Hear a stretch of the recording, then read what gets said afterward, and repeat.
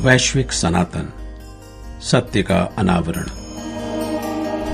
पिछली 6 शताब्दियों में भाषा, ज्ञान, विज्ञान, वैज्ञानिक साक्ष्य, प्राचीन ग्रंथों, पांडुलिपियों से अनभिज्ञ स्वयंभू पाश्चात्य, वामपंथी, अब्राहमिक इतिहासकारों और विचारकों ने एक सोची समझी चाल के तहत भ्रामक आख्यानों के एक जटिल जाल ने संपूर्ण मानवता के प्राचीन साझा इतिहास को पूरी तरह से उलझाकर नष्ट कर दिया है। आइए जानते हैं कि कैसे सनातन भारतीय संस्कृति के संबंध में वैश्विक स्तर पर सृजित भ्रामक नैरेटिव्स तैयार किए गए। वेदों को अपौरुषेय, अनादि और अनंत कहे जाने के बावजूद मैक्स मुलर ने वैदिक काल की अवधि को 1500 बीसीई से 500 बीसीई तक दर्शाया और पूर्व वैदिक काल एवं उत्तर वैदिक काल जैसी काल विधियों का उपयोग किया। भारतीय ग्रंथों जैसे ऋग्वेद, यजुर्वेद, सामवेद, अथर्ववेद, उपनिषद, पुराण, महाभारत, रामायण और अन्य ऐतिहासिक ग्रंथों को बुतपरस्त, बहुदेववाद और प्रकृति पूजा के कारण मिथक के रूप में प्रस्तुत किया गया। सनातन और हिंदू धर्म की व्याख्या और भारतीय सनातन संस्कृति के मुख्य अंगों, जिनमें हिंदू, जैन, बौद्ध और सिख को पाश्चात्य दृष्टिकोण से गैर प्रामाणिक जानकारी के आधार पर पृथक रूप में दर्शाया गया। ब्रह्मांड की उत्पत्ति को 4004 बीसीई के अनुसार दर्शाना और भारतीय प्राचीन संस्कृति के युगों सतयुग, त्रेता, द्वापर और कलयुग के कालक्रम को नाकारना, प्राचीन सरस्वती सिंधु सभ्यता का संज्ञान न लेते हुए भारत के विभिन्न स्थलों जैसे भीमबेटका, लागनाज, भागौड़, सराय नहर, बनवाली, सिवागलाई आदि से प्राप्त 10,000 बीसीई से 3,345 बीसी के साक्ष्य के बावजूद भारत की प्राचीनतम संस्कृति को हड़प्पन सभ्यता 3,500 बीसी तक सीमित किया गया। भारतीय सभ्यता को गंगा यमुना यानी आर्यन और नर्मदा कावेरी को द्रविड़ में विभाजित कर भारत को विखंडित करने का नैरेटिव प्रस्तुत किया गया और तांबा, लोहे जैसी धातुओं के आधार पर कालक्रम निर्धारित किया गया। यहाँ तक कि तमिलनाडु के प्राचीन साक्ष्य को समकालीन होने के बावजूद अलग अलग दिखाया गया। पुरातात्विक आनुवंशिकी, भाषा विज्ञान, खगोल विज्ञान, नरव विज्ञान, जीवाश्म विज्ञान के उपलब्ध साक्ष्यों के अनुसार तथा धार्मिक मान्यताओं में सूर्य, चंद्रमा की उपासना एवं पंचतत्व जैसे कि अग्नि, जल, वायु, पृथ्वी, आकाश के महत्व और विभिन्न साहित्यिक साक्ष्यों से स्पष्ट होता है कि विश्व में समकालीन अन्य सभ्यताओं की उत्पत्ति सनातन संस्कृति के सिद्धांत पर हुई है, जिसका मूल केंद्र हजारों वर्ष पूर्व भारतवर्ष था। अन्य सभ्यता एवं संस्कृतियों के माइग्रेशन और व्यापार एवं ज्ञान परंपराओं की यात्रा के साक्ष्य होने के बावजूद भी समकालीन अन्य संस्कृतियां जैसे कि Greek, Persian, Egyptian, Sumerian, Assyrian, Scythian और चीनी सभ्यताओं की तुलना में कालक्रम में भारतीय सभ्यता को हजारों वर्ष बाद दिखाया और भ्रामक आर्यन माइग्रेशन सिद्धांत को दर्शाया गया तथा लगभग 2000 बीसीई के दक्षिण पूर्वी एशिया से लेकर चीन तक और पश्चिम में मेसोपोटामिया से लेकर यूरोप तक भारतीय संस्कृति एवं ज्ञान परंपरा के प्रभाव को पाश्चात्य साहित्यकारों द्वारा तथ्यों के आधार पर प्रस्तुत नहीं किया गया। संस्कृत और इसके ग्रंथों को प्रोटो यूरोपियन कल्पना के उत्पाद के रूप में प्रस्तुत किया गया, जबकि संस्कृत को कभी भी बोली जाने वाली भाषा के रूप में नहीं दिखाया गया। संस्कृत, प्राकृत और पाली से लैटिन, ग्रीक, अरेबियन भाषाओं की उत्पत्ति के साक्ष्य भी नकारे गए। भारत के बौद्धिक ग्रंथों में 202 विद्याओं का उल्लेख है, जिसमें 18 निगम, 120 आगम और 64 दिव्य विद्याएं शामिल हैं। साथ ही 64 कलाओं का भी विवरण है, जैसे दृश्य कला, प्रदर्शन कला, विज्ञान, चिकित्सा प्रणाली, भाषा, साहित्य और राजनीति। इन ज्ञान परंपराओं को अरब और ग्रीक सभ्यता में समाहित होने के बाद पश्चिम में पुनर्जागरण के दौरान यूरोप से प्राप्त उपहार के रूप में प्रस्तुत किया गया, जबकि भारत के मूल स्रोतों को नकारा गया। वैश्विक सनातन संस्कृति के अनुसार वनस्पति आधारित प्राकृतिक चिकित्सा प्रणालियों जैसे आयुर्वेद, योग, नेचुरोपैथी, मर्म विज्ञान और पंचकर्मा को अलाभकारी और गैर वैज्ञानिक मानते हुए आधुनिक एलोपैथिक चिकित्सा प्रणाली के मुकाबले इनकी उपयोगिता को सिरे से नकार दिया। पहली शताब्दी में भारत का वैश्विक सकल घरेलू उत्पाद में 1/3 से अधिक योगदान और 18वीं शताब्दी में 25% योगदान होने के बावजूद कोलंबस द्वारा भारत की खोज और भारत को सोने की चिड़िया मानने के बावजूद आक्रांताओं द्वारा भारतीय धन संपदा लूटने के बाद भी भारत को एक गरीब और लाचार देश के रूप में प्रस्तुत किया गया। नालंदा, विक्रमशिला, उदयनपुर और अन्य प्राचीन विश्वविद्यालयों जहां विश्व भर से छात्र ज्ञान प्राप्त करने आते थे, उन्हें आक्रांताओं द्वारा नष्ट कर दिया गया। ज्ञान परंपराओं को पहुंचाने के तथ्यों को यूरोप और अमेरिका में स्थापित विश्वविद्यालयों जैसे ऑक्सफोर्ड, कैम्ब्रिज, हार्वर्ड, स्टैनफोर्ड में ज्ञान परंपराओं को पहुंचाने के तथ्यों को नकारते हुए वैश्विक स्तर पर इसे पश्चिमी ज्ञान के रूप में प्रस्तुत किया गया।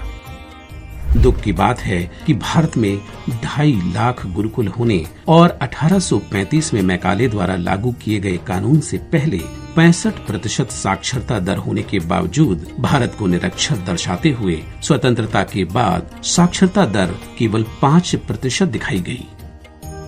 वैज्ञानिक प्रमाणों और प्राचीन खगोल शास्त्रियों के अनुसार भारत में उज्जैन को विश्व का केंद्र मानते हुए काल की उत्पत्ति को दर्शाया गया था, लेकिन 1884 के बाद पेरिस मीन टाइम और फिर ग्रीनविच मीन टाइम के आधार पर विश्व समय निर्धारण का भ्रामक नैरेटिव प्रस्तुत किया गया। वैदिक साहित्य और मनुस्मृति में वर्ण व्यवस्था को जाति व्यवस्था के रूप में प्रचारित किया गया। गोस्वामी तुलसीदास द्वारा रचित रामचरितमानस में उल्लिखित ढोल गंवार सूत्र पशुनारी को तोड़ मरोड़ कर समाज में विघटन उत्पन्न करने का नैरेटिव भी पेश किया गया। हालांकि अवधी भाषा में ताड़न का अर्थ शिक्षा देने और समझाने से है, न कि शारीरिक दंड देने से। भारतीय वेदांगों के तहत ज्योतिष पर आधारित पारंपरिक कैलेंडर जो कृषि, सौर, चंद्र और प्रकृति के कालक्रम पर आधारित था, उसे कॉलोनियल मानसिकता के कारण अंग्रेजी कैलेंडर से बदल दिया गया। भारत द्वारा प्रतिपादित आर्थिक सिद्धांतों और प्राचीन व्यापार मार्गों जैसे उत्तर पथ, दक्षिण पथ, पश्चिम एशिया, दक्षिण पूर्व एशिया और यूरोप के साक्ष्यों को नजरअंदाज करते हुए जर्मन साहित्यकारों ने 19वीं सदी में सिल्क रोड का नामांकन प्रस्तुत किया।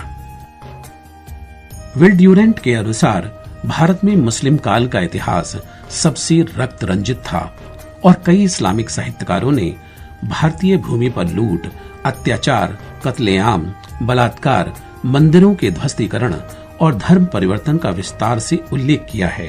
फिर भी कुछ आधुनिक और पाश्चात्य साहित्यकारों ने उस काल को वास्तुकला और कला के स्वर्णिम काल के रूप में प्रस्तुत किया।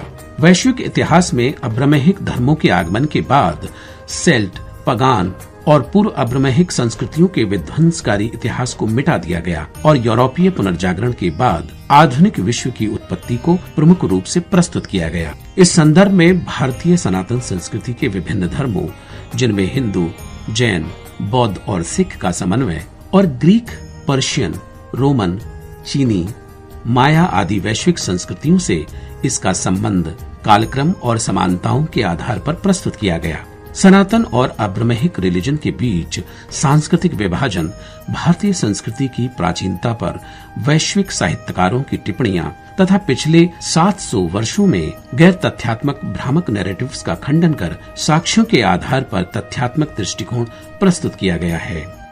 पाश्चात्य ज्ञान परंपरा ने यूरोपियन पुनर्जागरण, ग्रीक और अरब से प्राप्त ज्ञान को अपनाया, जबकि भारतीय ज्ञान परंपरा को नकारा गया। इस नैरेटिव के विपरीत प्राचीन वैश्विक सनातन ज्ञान पर आधारित 50 विषयों जैसे गणित, आयुर्वेद की उत्पत्ति और ग्रीक अरब से यूरोप तक के सांस्कृतिक समागम का तथ्यात्मक चित्रण किया गया है।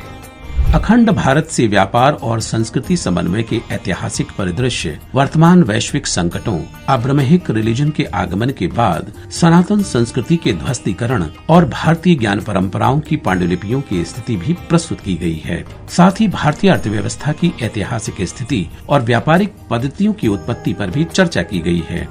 भारत की सॉफ्ट पावर का वैश्विक चित्रण और भविष्य में इसका उपयोग करके वैश्विक नेतृत्व प्रदान करने के लिए रोड मैप प्रस्तुत किया गया है। विदेश यात्राओं और साहित्यिक साक्ष्यों के आधार पर सनातन संस्कृति के जमीनी स्तर पर चित्रण का साक्ष्य भी प्रस्तुत किया गया है।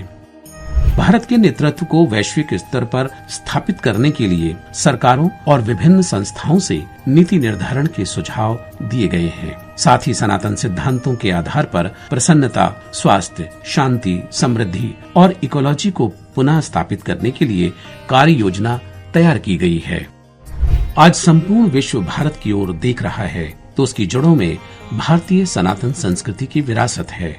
भारतीय संस्कृति सनातन, शाश्वत और समावेशी है, जिसमें हिंदू, बौद्ध, जैन, सिख और पारसी धर्म शामिल हैं, जिसकी जड़ें अथर्ववेद और प्राचीन सिंधी संस्कृति में है। सनातन संस्कृति के आधार पर ऋग्वेद, यजुर्वेद, सामवेद, अथर्ववेद, उपनिषद, ब्राह्मण, स्मृति ग्रंथ, पुराण, महाभारत, रामायण, बौद्ध त्रिपिटक, जैन ग्रंथ, संगम साहित्य और अन्य ऐतिहासिक ग्रंथ मानवता को मार्गदर्शन प्रदान करते हैं। भारतीय सभ्यता की उत्पत्ति का कालक्रम निर्धारित करना कठिन है, लेकिन इसके दर्शन, धर्मशास्त्र, नीति शास्त्र, काव्य शास्त्र और संगम साहित्य में गहरी अभिव्यक्ति है। महान ऋषियों और विचारकों जैसे वाल्मीकि, वेदव्यास, महात्मा बुद्ध, महावीर, सुश्रुतचरक, पाणिनि, पतंजलि, भास्कराचार्य, चाणक्य, शंकराचार्य, गुरु गोरखनाथ, रामानुजाचार्य, कबीर, गुरु नानक, सूरदास, तुलसीदास, स्वामी विवेकानंद, श्री अरविंद और परमहंस योगानंद का भारतीय संस्कृति में महत्वपूर्ण योगदान है। आज आधुनिक वैश्विक समस्याएं जैसे कट्टरवाद, आतंकवाद, नस्लवाद, आर्थिक साम्राज्यवाद, पर्यावरण प्रदूषण, सामाजिक विषमता और अशिक्षा का समाधान भारतीय सनातन ज्ञान और ग्रंथ परंपरा के सिद्धांतों के माध्यम से खोजने का प्रयास किया जा रहा है। वैश्विक प्रसन्नता, स्वास्थ्य, सद्भाव, शांति, समृद्धि और जीव अनुकूल इकोलॉजी को स्थापित करने के प्रयास में योगदान देने के लिए प्रोफेसर कपिल कपूर, प्रोफेसर जगबीर सिंह और प्रोफेसर रजनीश मिश्रा, डॉक्टर सरोज बाला एवं 200 अन्य विचारकों और प्रोफेसर्स द्वारा 1000 से अधिक पुस्तकों का अध्ययन किया गया है। साथ ही 73 देशों से श्री दीपक सिंगल, पूर्व मुख्य सचिव उत्तर प्रदेश एवं संयोजक भारतीय संस्कृति वैश्विक न्यास द्वारा यात्रा के आधार पर पिछले 2 वर्षों में तथ्यात्मक नैरेटिव्स साक्ष्यों के आधार पर तैयार किए गए हैं। विश्व में विभिन्न देशों में सनातन संस्कृति के पुनर्जीवन पर बहस चल रही है। उदाहरण के लिए यूरोप की प्राचीन सेल्टिक एवं पगान संस्कृति, दक्षिण अमेरिका की माया इंका संस्कृति, अफ्रीका की नूबियन संस्कृति, अमेरिका की नेटिव अमेरिकन संस्कृति को पुनर्जीवित करते हुए समसामयिक वैश्विक सभ्यता की समस्याओं के निराकरण के लिए विश्व भारत के नेतृत्व की ओर देख रहा है। इस कारण कुंभ के शुभ अवसर पर संतों के मार्गदर्शन में वैश्विक सनातन संघ की स्थापना हेतु तथा राज्य शक्ति के माध्यम से नीति विषयक सुझाव देने हेतु बौद्धिक चर्चा अपेक्षित है।